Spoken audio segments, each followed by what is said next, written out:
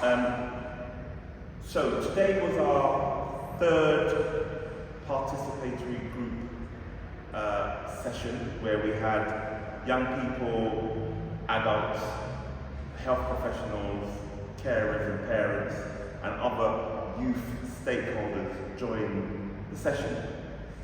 And today's session was quite interesting because it was all about mapping out the CAMHS system as it is, particularly here in Lambeth. And what you see here is the map that we co-created in today's session.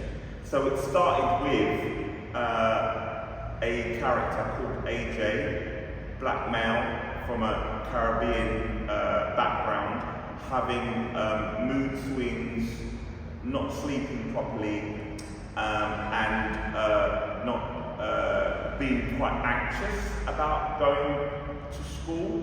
And so we wanted to look at how a typical process would unfold. And so here is AJ. He speaks to a friend in the first thing there, and then the second one is his friend alerts his parents about a concern. Then 3 is parents discussing to go to school to seek help. At school, he sees Senko, that's number 4. 5 is the parents and the caregivers have a conversation at the school. And then really, from there are quite different options. But one of them is to get CAMHS, mental health treatment from CAMHS. That could be an option. The other one was being dismissed by school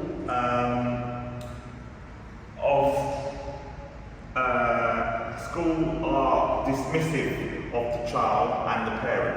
That could sometimes happen.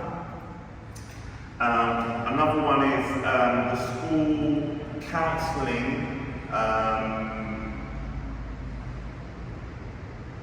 Can't read this writing, but it's the school counselling could see a counsellor. Here, another one is he may or may not get counselling. And another one is school counsellor or wellbeing group that they go to. Then the next stage would be with or without parents. He could go on another trajectory. With parents, goes on another trajectory. And then there's something about signposting. Then we've got some options around talking therapy, which is a 1 to 2 year waiting list.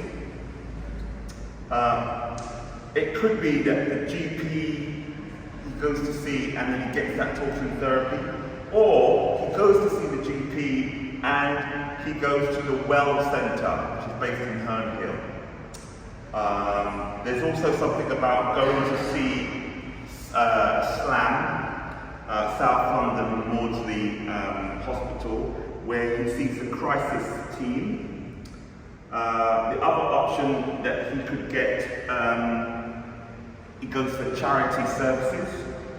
Another option is referred to social prescribing. So those are some of the options we explored at that level.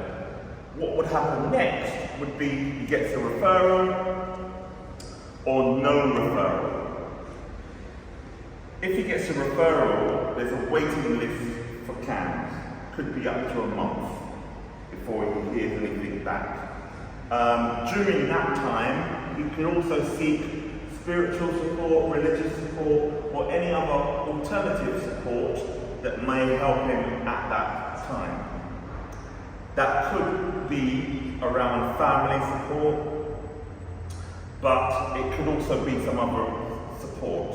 Now this hopefully wouldn't take more than a month, but people have stated that it could take much longer. On the waiting list, he then happens happens to end up in triage, and then he's referred to CAMHS. That could happen, which is good. He could also seek alternative holistic support. He could be accepted by CAMHS, or he could be rejected by CAMHS. Moving on, there's a waiting list if he is on CAMHS, and that could be 1 to 2 years on that waiting list. There is a virtual meeting room, which could be a service which is done by My Health, which is a virtual waiting room to get some alternative support. At that point, next step could be discharged, or he could get initial assessment. These all are dependent on some nuances that could be to do with factors affecting parents' engagement with the service. It could be around language barriers, it could be around limited capacity or stigma, or it could even be about limited understanding of the actual system. Whether they get an assessment or they get discharged from CAMHS, the next thing that would happen would be CAMHS will make a care plan for AJ. If they get discharged from it, they still have a care plan, but they're discharged from the service, and the referral might be to social prescribing.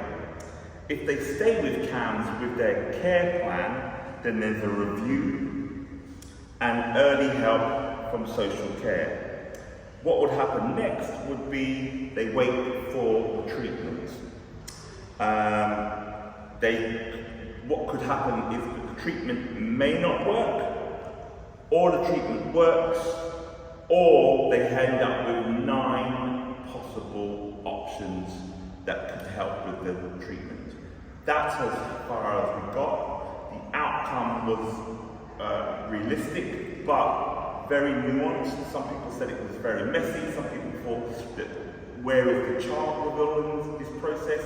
There were so many questions that this brought up for us, but this is a very powerful exercise for us to explore, and that all came out of today's session 3 that we did today. So I hope that makes sense.